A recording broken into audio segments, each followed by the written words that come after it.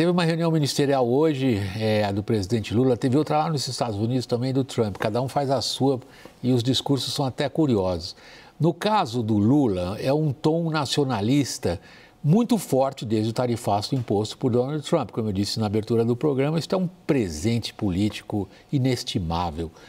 O petista Lula rebateu ameaças do presidente americano contra países que regulem plataformas digitais. Reportagem de Luciana Amaral. A frase "o Brasil é dos brasileiros" estampava os bonés usados pelo presidente Lula e por todos os ministros. A reunião também serviu para o anúncio do novo slogan do governo. O lema União e Reconstrução deu lugar à frase "do lado do povo brasileiro", uma forma de exaltar a soberania nacional diante da crise diplomática e econômica com os Estados Unidos. Lula voltou a dizer que Donald Trump age como se fosse um imperador, fazendo ameaças ao mundo inteiro, e afirmou que o Brasil só aceita negociar de igual para igual. Estamos dispostos a sentar na mesa em igualdade de condições. O que não estamos dispostos é sermos tratados como se fossem subalternos. Na última segunda-feira, Trump anunciou novas sanções a países que taxem ou regulem as plataformas digitais e que, a menos que esses países retirem tais ações, vai aplicar tarifas substanciais, mas não citou valores. Trump ameaçou ainda restringir exportações de tecnologia, mencionando chips especificamente. Somente no ano passado, os Estados Unidos exportaram mais de 6 bilhões de dólares em semicondutores. Na reunião com os ministros, Lula defendeu a regulação das plataformas digitais. As Big Techs são um patrimônio americano e que ele não aceita que ninguém mexa. Isso pode ser verdade para ele. E quem quiser entrar nesses 8,5 milhões de quilômetros quadrados, no nosso espaço aéreo, no nosso espaço marítimo, nas nossas florestas, tem que prestar contas à nossa Constituição e à nossa legislação. A resposta de Lula a Trump acontece no momento em que o governo tenta avançar com um projeto de regulamentação das redes sociais, embora ainda haja uma grande resistência à matéria no Congresso Nacional. Alinhada ao discurso de Trump, a oposição fala numa possível censura prévia. Outro alvo da ameaça de Trump é a União Europeia, onde alguns países possuem leis mais rígidas a respeito da atuação das redes sociais, como a Lei de Serviços Digitais. Segundo a Reuters, o governo Trump avalia impor sanções a autoridades europeias responsáveis pela regulamentação da legislação. Lorival, a questão das Big Techs, ela precede a eleição de Trump. Tem sido na União Europeia e aqui no Brasil um problema sério a ser resolvido nas suas várias instâncias, jurídica, política, econômica. Agora, o que há talvez de novo no que Trump está colocando no discurso dele é a restrição a países, e o Brasil é alvo, de acesso à tecnologia. Até que ponto? Nossa, isso é a opção nuclear, né? Isso realmente é muito sério. Foi isso que causou uma enorme crise entre Estados Unidos e China, já no governo Joe Biden. O Xi Jinping se queixou diretamente ao Biden na cúpula que eles fizeram na Califórnia disso, porque isso realmente tolhe o desenvolvimento, até de um país como a China, que tem uma imensa capacidade de inovação e de investir em inovação, né? Que dirá o Brasil, que importou no ano passado 6 bilhões de dólares em chips de diversas origens. Sabemos que a usinagem, a fabricação mesmo desses chips ocorre em Taiwan, mas eles têm tecnologia americana embarcada, né? Nesse post, o Trump disse que ele acusou esses países, né, sem dizer quais países, mas ele se referia ao Brasil e à União Europeia, de permitir livremente a atuação das plataformas digitais chinesas, né, e de regular as americanas. É claro que não é bem isso que acontece, mas na prática essa é a percepção americana, né? E eles não conseguem entender realmente essas leis no Brasil e na Europeia, essa cultura a respeito do que é liberdade de expressão, que ela é muito diferente da dos Estados Unidos.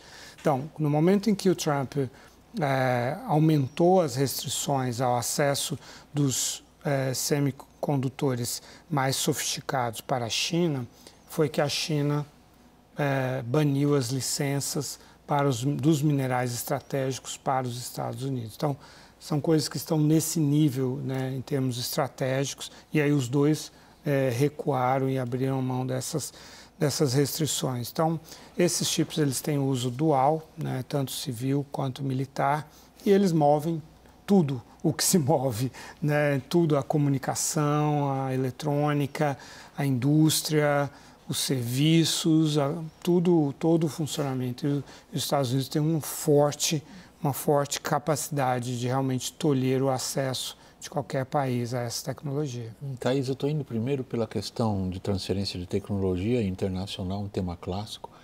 Depois, para um assunto que você já esteve abordando aqui, que valeria a pena a gente trazê-lo agora, que é a tentativa de controle via CAD, por exemplo, da atuação das Big Techs aqui no Brasil.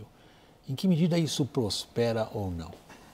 William, tem uma limitação grande aí. Essa semana eu tive com outro conselheiro do CAD, né? Eles estão tratando com muita reserva ainda qualquer avanço dessa questão, porque o CAD, veja, não é uma agência reguladora, né, como as outras clássicas. Ele tem uma outra função.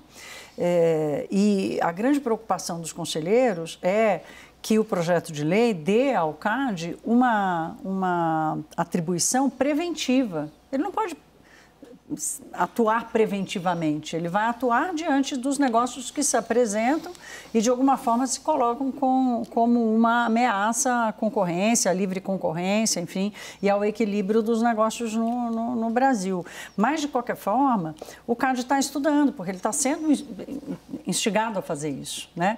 Ele está estudando formas de contribuir, pelo menos contribuir para esse debate, né? Agora, essa solução vai atender ao que o Trump imagina que seja uma regra equilibrada para o funcionamento das Big Techs. Que diferença vai fazer o CAD ou ter a atribuição de avaliar o equilíbrio concorrencial da economia e passar a tratar das Big Techs? Que diferença isso vai fazer da visão que os Estados Unidos vai ter sobre como as coisas funcionam no Brasil? Não acho que isso seja um fator que coloque nenhum apaziguamento nesse debate, não, pelo contrário. Mas ainda é uma coisa muito preliminar, até porque o projeto está sendo ainda avaliado no Congresso Nacional. Mas dentro do CAD há estudo, mas há uma preocupação de uma mudança de finalidade do Conselho. Em que medida, Caio e Daniel, queria ver vocês que olham mais, com um pouquinho mais fechado o foco na área política, em que medida, no caso específico de regulação das Big Techs, judiciário, legislativo e executivo estão andando de braços juntos? Não andam de braços juntos, isso já desde 2023, quando houve a primeira tentativa, aí sim, do judiciário com o executivo, do Supremo Tribunal Federal com o governo Lula III, de tentar aprovar um projeto de regulamentação que acabou frustrado justamente por outra aliança da maioria do Legislativo, Centrão... Que foi o da fake news. Foi o das fake news. Esse assunto adormeceu, mas aí o que aconteceu? A gente sabe, o Supremo Tribunal Federal retomou o julgamento da constitucionalidade do artigo 19. Essa via pelo CAD, ela me parece muito mais uma tentativa do governo e também um pouco menos do judiciário, porque o judiciário já fez o que achou que deveria fazer, de driblar o Congresso Nacional, driblar a política, driblar o debate público, porque você apresenta o projeto, vai ser o CAD. O CAD já é um órgão ali que o Congresso não se mete muito. Tem as indicações políticas, tem influências políticas e empresariais, mas não é algo que vai gerar um grande debate. Então, ele tenta disfarçar a politização que tem, na verdade, nessa tentativa e nessa iniciativa do governo. Daniel, que armas tem? Ou vamos usar a linguagem do Trump? Vamos usar a linguagem do campo. Que cartas Lula tem para lidar com as Big Techs? Olha, William, só para pontuar, acho que é um esclarecimento importante, são dois projetos completamente diferentes e que não chegaram ainda no Congresso. Um trata da regulação de conteúdo das Big Techs e o outro trata da regulação econômica e da promoção da concorrência em mercados digitais, inspirado numa lei britânica já em vigor. A questão do CAD, o objetivo é justamente dotar o órgão antitrust de uma capacidade de promover concorrência num mercado em que você não pode esperar uma startup prosperar, se fortalecer, se desenvolver, porque a avaliação, em boa parte do mundo, isso não é uma avaliação brasileira, é de que quando essas startups começam a crescer e fazer um mínimo de concorrência a quem já está estabelecido no mercado, os gigantes da tecnologia vêm e engolem essas startups. Então é importante você ter um processo diferenciado em se tratando de tecnologia. Na regulação de conteúdo, o Lula bateu o martelo na quarta-feira passada, numa reunião, o projeto ainda não chegou no Congresso, mas vai chegar nos próximos dias. É uma regulação light em comparação com aquele PL dos fake news. O governo resolveu deixar de lado, por exemplo, tudo que se refere à menção a fake news, combate à desinformação e essas questões que são um tabu claramente para os conservadores, para a direita no Congresso. Mas sobraram ali uma série de questões que despertam muita antipatia das Big Techs. Você teve uma reunião na sexta-feira em que as Big Techs foram apresentadas aos pontos principais do texto e saíram reclamando. Porque você tem a possibilidade de remoção de conteúdo sem uma ordem judicial. Tudo bem que tem 6 tipos de penalidade antes da remoção de conteúdo, mas existe essa possibilidade. Você transforma a Autoridade Nacional de Proteção de Dados em uma agência reguladora com muito mais poderes. Então, o governo quer fazer isso e uma coisa que, para mim, ilustra perfeitamente o tempo que a gente está vivendo desse duelo, desse embate Brasil e Estados Unidos. Eu perguntei na semana passada para uma pessoa que está muito dedicada a esse projeto, desde o início do governo Lula, se tivesse tudo bem na relação entre Brasil e Estados Unidos, se tivesse uma negociação Casa Branca-Palácio, se tivesse uma negociação Haddad-Scott-Bessent, se a gente tivesse negociando café e carne bovina por minerais críticos, esse projeto chegaria ao Congresso? E a resposta que me foi dada foi muito franca. Se tudo tivesse ok, provavelmente não, porque é um tema que tumultua as relações. O governo brasileiro está muito convencido de que está no caminho certo, mas só está disposto a comprar a briga porque sabe que a negociação toda comercial não vai levar a nada. Só 2 pontos aqui. Primeiro, eu perguntei especificamente sobre o fato da legislação funcionar já, a legislação ter sido inspirada na Grã-Bretanha, no governo da Inglaterra, e aí me explicaram isso, que o CAD não tem essa atribuição no Brasil, que o CAD teria que passar por uma mudança... Seria a tal da agência, no caso. Exato, teria que passar a ter alguma semelhança ao que tem hoje uma agência reguladora, porque a agência antitrust hoje no Brasil, o Conselho, tem uma característica diferente. Esse é um ponto. E tem um outro ponto aqui, que eu acho até que vale a pena jogar na roda, que eu não sei o quanto que isso abalaria a relação, até para o Lorival, que o Congresso está correndo para aprovar o chamado ECA Digital, né, que é a regulação das redes sociais para as crianças e adolescentes, né, que de alguma forma coloca algumas limitações para a atuação das redes sociais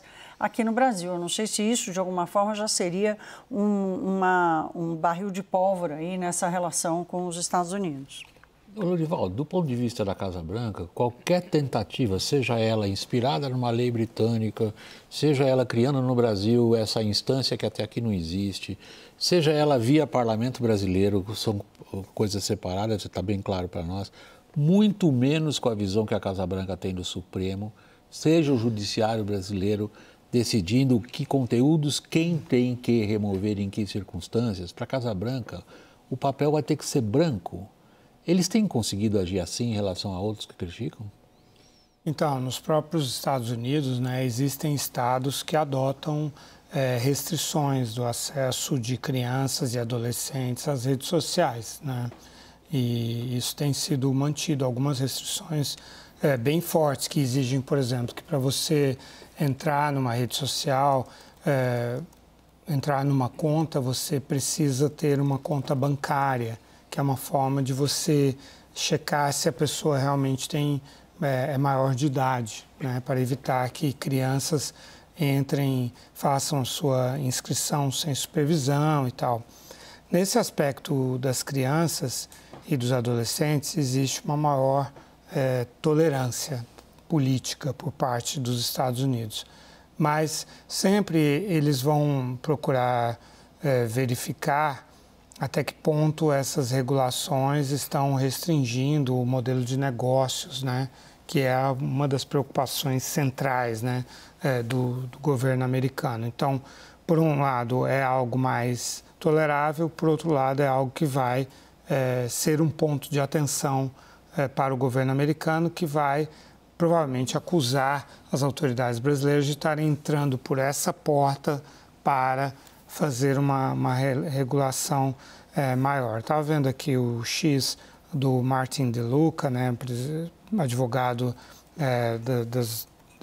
da parte ali de Truth Social lá do presidente Trump, né, e ele está dizendo que o STF brasileiro fez um acordo de cooperação com a Suprema Corte da China para modernização de inteligência artificial e cooperação judicial com a China. Então, eles estão sempre apontando essas questões de como o governo brasileiro tem tentado imitar regimes autoritários e tal para fazer essas intervenções nas redes sociais. Isso é uma linha de ataque que é recorrente, né? Caio, Lula parece estar absolutamente deliciado com a situação.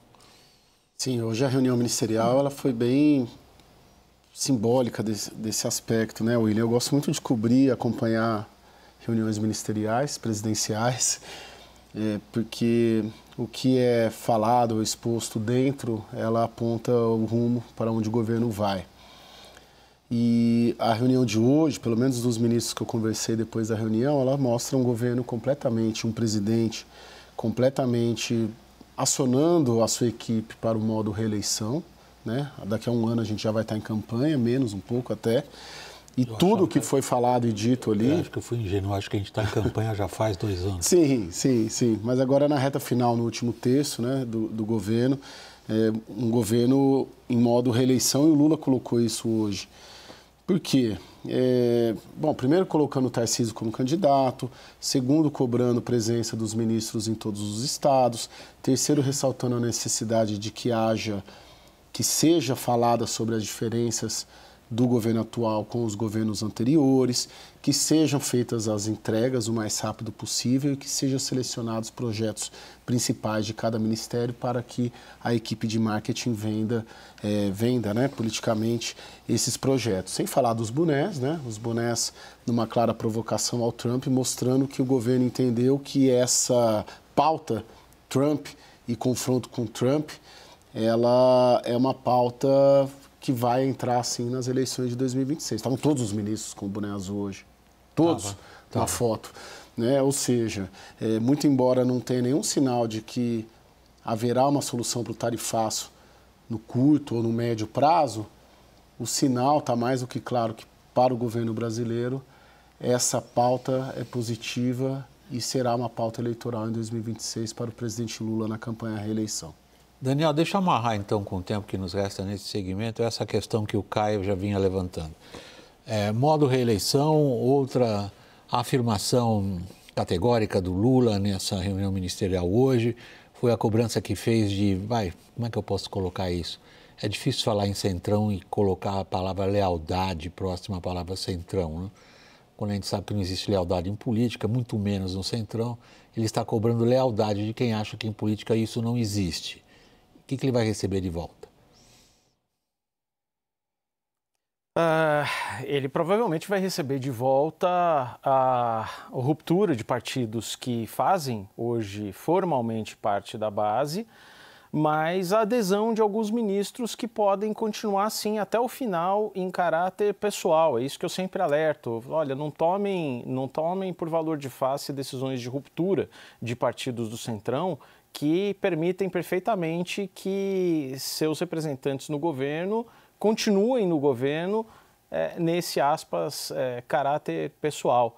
Se puder só trazer uma historinha hoje que me pareceu curiosa da reunião ministerial, William, em dado momento, já na parte fechada, não transmitida, na parte transmitida o Lula não falou para os ministros, falou para nós, né? Falou para todo mundo ali em tom de comício eleitoral. Na parte fechada, ele pegou a certa altura uma carta de Getúlio Vargas de 1950 e fez uma menção ao que ele chamou de conspiração do Eduardo Bolsonaro nos Estados Unidos e reagiu aos ataques do governo de Donald Trump. A carta, em dado momento, diz o seguinte, depois um ministro me passou, diz, os grupos internacionais não me atacarão de frente porque não se arriscam a ferir os sentimentos de honra e civismo de nosso povo. Só curioso que a carta também cita, em determinado momento, o Getúlio Vargas faz uma provocação dizendo: se não me matarem, até que ponto meus nervos poderão aguentar? Bom, não vamos especular, né? O que a gente pode registrar aqui para todos aqueles entre nós que gostam de ler história, como Getúlio escrevia bem, né?